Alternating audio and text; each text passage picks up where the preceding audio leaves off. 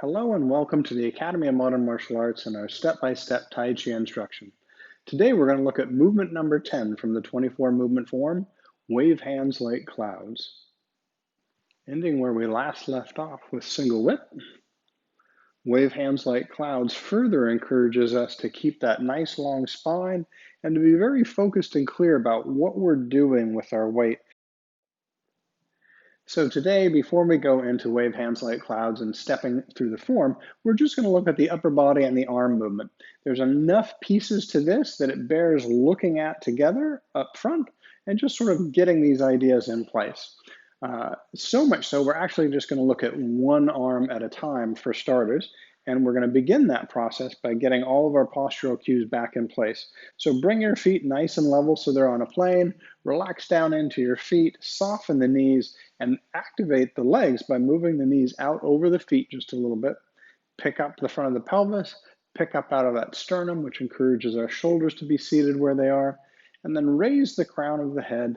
And for most of us, again, if we've spent too much time in front of a computer, we may want to be considering that raising our head also draws it backward over our shoulders a little bit. When that frame is in place, again, we find that our arms swing nice and easily. They move backward as easily as they do forward. With everything seated there, all I have to do is turn myself to the right.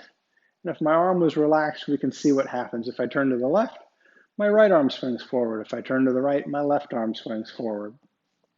Now imagine we let that momentum carry on.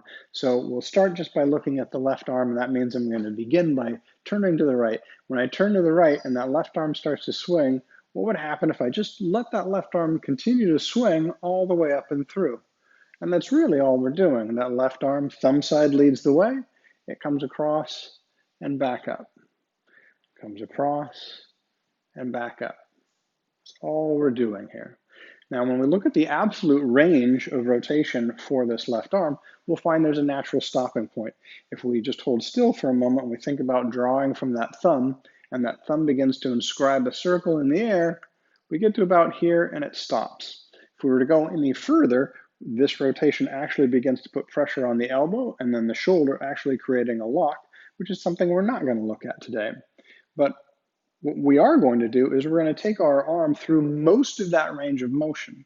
Now, as finite as this motion is, when we add the rotation of the torso, it will look like there's a lot more rotation happening.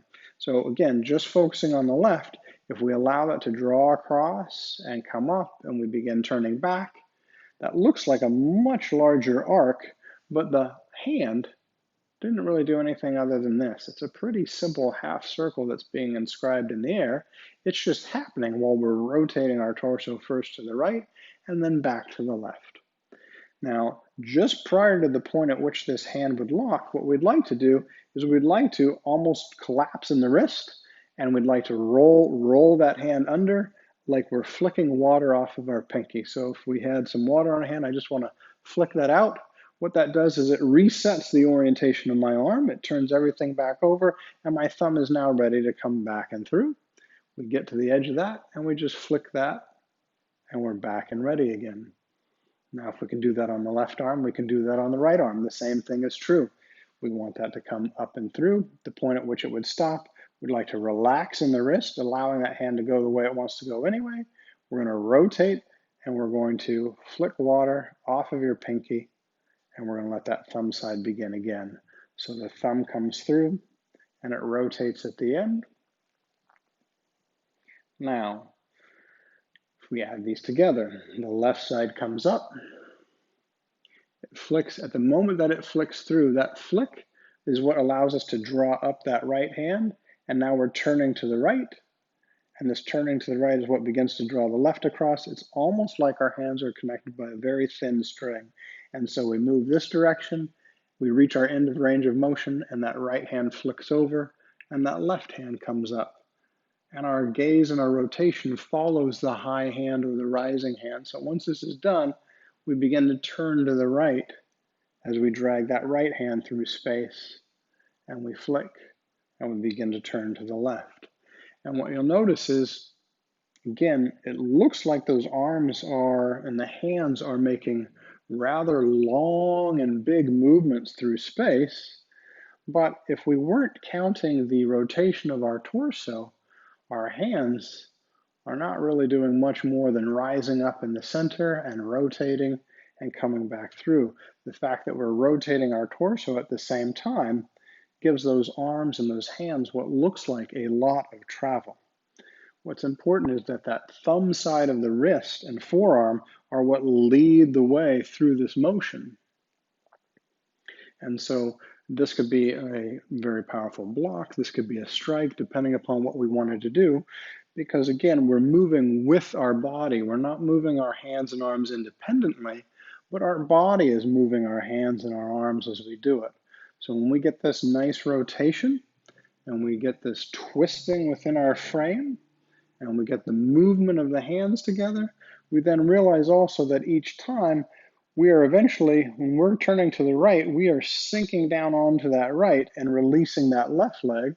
The left leg goes out and then we're going to settle on the left. So not only are we actually turning to the left, but we're also sinking down onto that left leg. So there's actually quite a bit of energy on the arms that comes naturally from the way that we're moving our body. So our stationary exercise for wave hands like clouds, this is one of many, and it's probably the simplest one to learn. Start on your own at home. Let that thumb, take that thumb, inscribe that circle as far as it will go. When it won't go anymore without locking up your arm and shoulder, relax the hand, rotate, flick water off your pinky, and begin that process of just sort of getting this idea of that hand can very easily and that arm can very easily create this nice circle repeatedly. And then we get the other hand going, and you can do this motion as smoothly and as slowly or as quickly as you like to begin to coordinate that idea of moving those hands with your torso. So now we'll take it into the movement itself.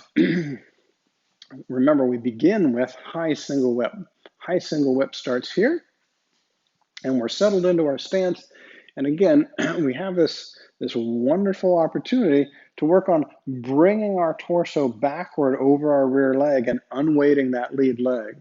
So from high single whip, we're going to sink back over that right leg, empty the left, draw that empty left leg forward, and we're going to step forward with that left heel and move up. And then we draw that right leg in. And again, I'm sinking. So as I'm turning to the right, I'm sinking down onto that right leg and unweighting the left. That left leg takes that diagonal step forward and we begin moving over the left to draw the right leg in.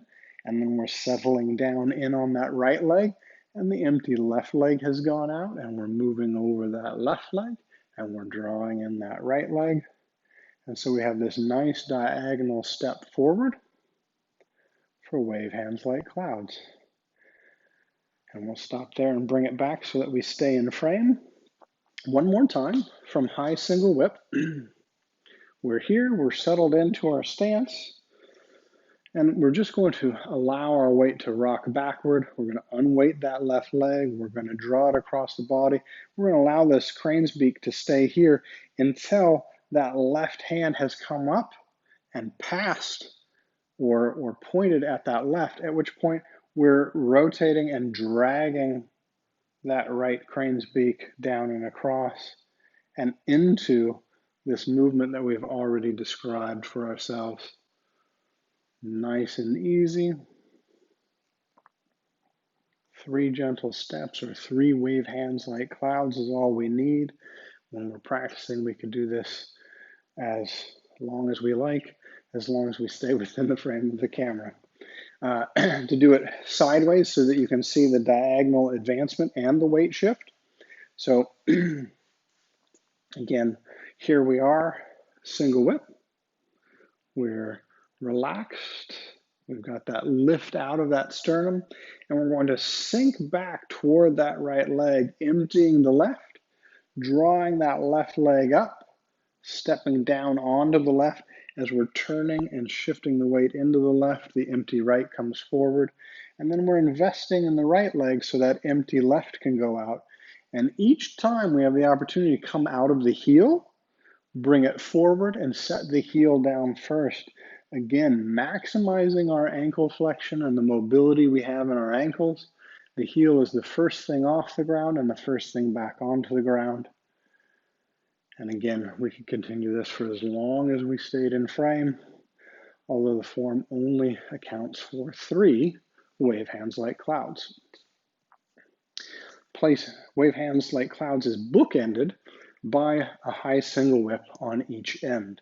So we'll go from high single whip here, settled in, we'll rock back, we'll empty that left leg, we'll draw it up and over, and we'll step into wave hands like clouds number 1.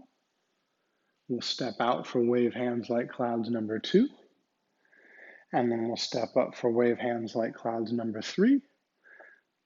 And then we're going to end up going back into high single whip, just like we did last time. But more on that one later. Let's do it from the side so we can see it from there.